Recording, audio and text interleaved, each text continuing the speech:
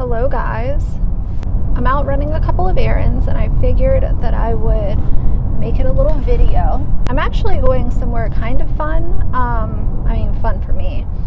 I'm gonna stop by Sephora and Anthropologie. I want to look at the new Rare Beauty Tinted Moisturizer because I've heard really good things about it, and I figured I'll share it with you guys and we'll see what happens. Love a good tinted moisturizer. I don't feel like there are enough really solid tinted moisturizers on the market. If you think about the favorites, it's Laura Mercier. A lot of people like the NARS tinted moisturizer. I know that Glossier has a skin tint that people seem to like, but the thing that I see so often with tinted moisturizers and skin tints, people give them bad reviews, but it's because they're expecting coverage. They're expecting something that's going to cover acne scars and just give this perfect, flawless base, and that's not what a tinted moisturizer is for. So you have to know kind of what you're signing up for. Do you want a light coverage dewy foundation, or do you actually want a tinted moisturizer that's gonna show imperfections and melasma or whatever kind of hyperpigmentation you might have going on? People get upset, and then I look further into the review, and most of the time they're complaining about it not having enough coverage. That's a tinted moisturizer for you. I think that a lot of people that buy a tinted moisturizer are actually looking for a light to light medium coverage foundation that has a glowy or dewy type of finish. I could be wrong, but I just see a lot of people complaining about skin tints and stuff. And so anyway, we're going to check out this one from Rare Beauty. I actually really like the packaging because it comes in like a squeezy bottle, kind of like the MAC Face and Body, which I really like. So I haven't purchased anything from Rare Beauty yet, so if I buy it, this will be my first impression of the brand, but we'll see how it goes. I'm gonna, obviously, if they don't have the shade that I need, then I won't be buying it, but we'll see when we get there. But I wanted to talk, I was going to do a sit-down video about this, but I don't think that it's necessary. Tara Henderson and Aaryn Williams were besties, and they had a very public friendship, very close, highly publicized, cross-promoting each other and being friends and going to each other's houses, and everyone knew that they were besties. Well, I saw this video from YouTuber Headlines, and she was talking about how they unfollowed each other on Instagram. And I feel like when you have public personas, influencers, celebs, whatever, when you have them do these like public breakups, it's always really funny because you get half the people that are like, oh wow, that's crazy, but then you get half of the people that are like, oh, this has to be a publicity stunt, this has to be, just to like stir up drama and controversy. And I always just think that that's so funny because in no other world would that be a possible reason why someone would say that they're not friends with someone else. And so it's just funny to me. But either way, evidently a few days ago they unfollowed each other on Instagram, and it kind of gave me this thought of public friendships and how when you have public friendships among influencers, you also have these very public breakups. The biggest thing that bothers me about influencers or YouTubers no longer being friendly or, close, is that what it does to the subscriber very, very often is it puts the subscriber in a position where they feel like they have to pick a side. And I've talked about picking a side or, trying to stay in the middle a few times on a few different videos. But it really, really bugs me when the influencers play into it and they like the fact that, people are debating on who am I going to support in this? Who am I going to follow? There's a lot of influencers that really enjoy seeing people say, oh, well, I'm on your side, or I'm not going to follow so-and-so anymore because if y'all aren't friends, then I don't want to support them. And it gives them, it feeds the ego. And obviously ego is a huge conversation point in online personalities because a lot of them have big egos, and that's just what the facts show. It's not some kind of weird conspiracy.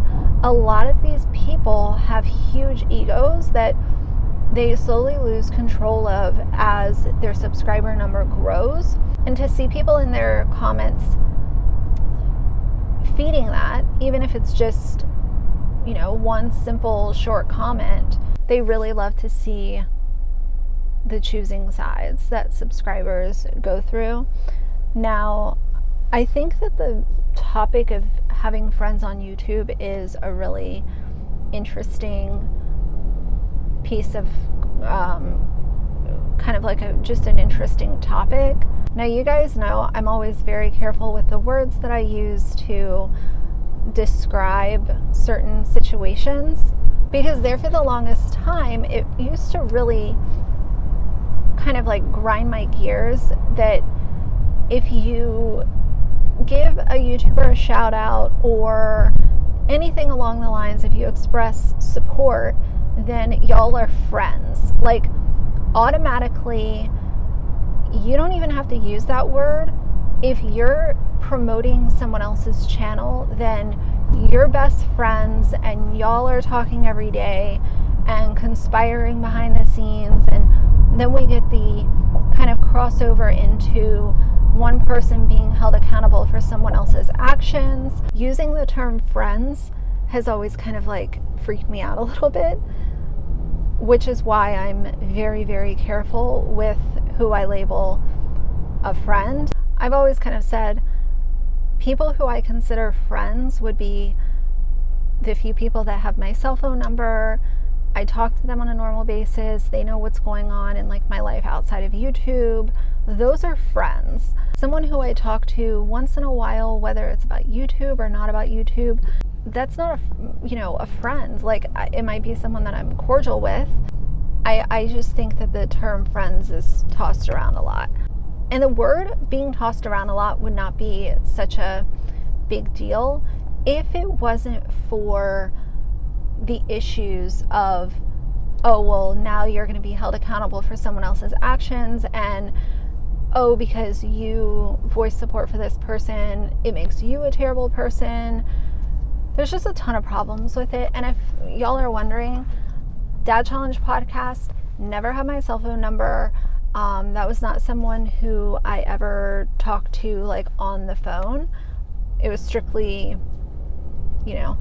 Instagram messages once in a while to talk about YouTube stuff. So I'm sure that there's at least one person wondering like kind of what the extent of our being cordial was, and he never had my cell phone number. So the other thing I want to talk about when it comes to two YouTubers being friends is the competition that can happen between two people when they both have an online platform. There's this big distinction that I have between competition, which is natural, and unfriendly competition.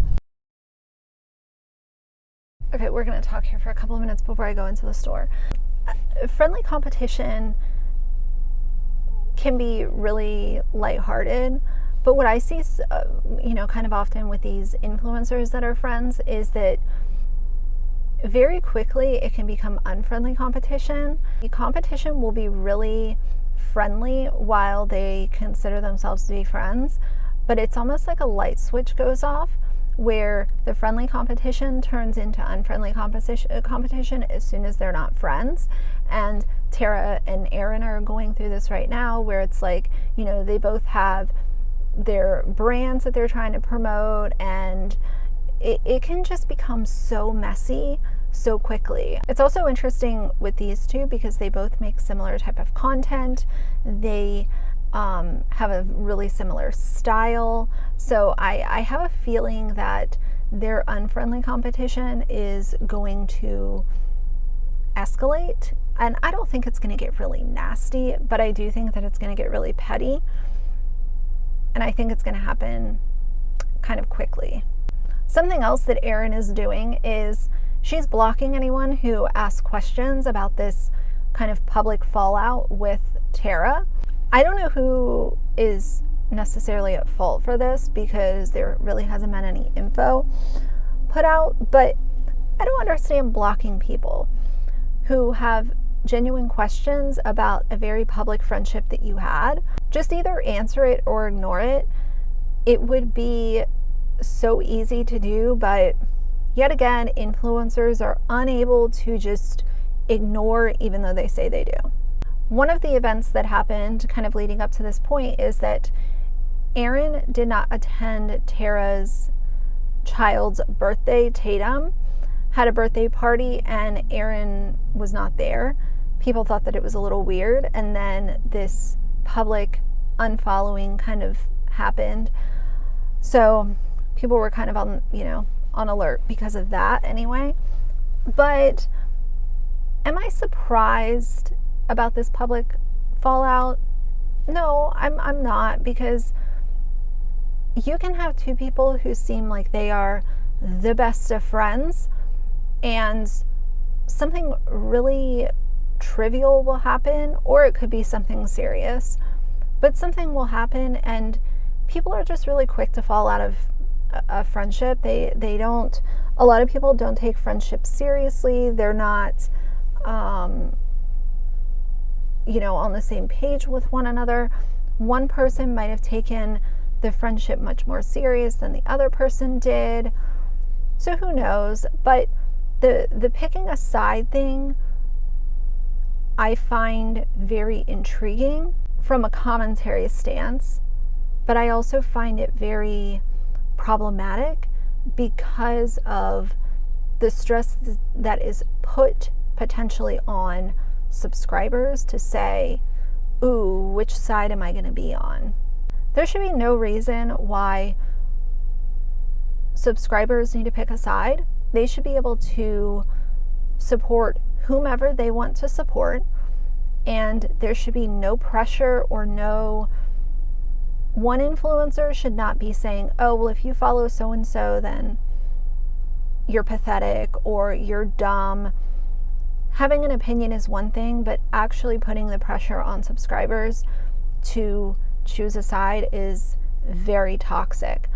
But either way, we're going to go to Anthropologie and Sephora, so I will see you guys in 2 seconds. All right, you guys, I am back. I did not buy the tinted moisturizer because I couldn't find a shade that I was happy with. I would have been like in between shades, and I'm not buying 2 bottles of a tinted moisturizer when I'm happy with my face and body that I have at home and I've been using for years. And when I want a little more coverage from my face and body, I just mix it with a normal foundation. I'm good, so either way. But I found this candle that was on sale at Anthropologie. How cute is that? And it smells so good. I love when I find a good candle on sale at Anthropologie. Usually when you find candles on sale there, they are already picked through. So whatever couple you might come across are scents that nobody cares about. That's why they're still there. I'm gonna have to stop by the grocery store and grab something for dinner. And I don't really think that that's too exciting, but I cannot wait to hear what you guys have to say about this whole idea of YouTuber friendships, either directly or indirectly asking subscribers to pick a side. Or what I'll notice a lot of times too is if a subscriber is gonna pick a side, there are also people, I'm not saying that it's many, but there are also people who will, once they've picked their side, they'll send hate and negativity to the other person, when at the end of the day, most of the time when these friendships fall out, we have no clue what really happened. It could either be something really simple, like they got into an argument and just couldn't put differences aside, or it could be something more serious. But 99 times out of 100, we don't end up hearing what really went down. We just don't. Most people don't come forward and say, oh, well, we were friends and this is what happened. I know that some people do, but there are a lot of people that just let it be, and they don't keep it going per se. YouTuber friendships are very interesting. Just, one of those things that's can be interesting to talk about, but can't wait to hear what you guys have to say. So for now, if you like the video, please leave a like and a comment. And if you'd like to see more from me in the future, please subscribe. I'll see you guys soon. Bye.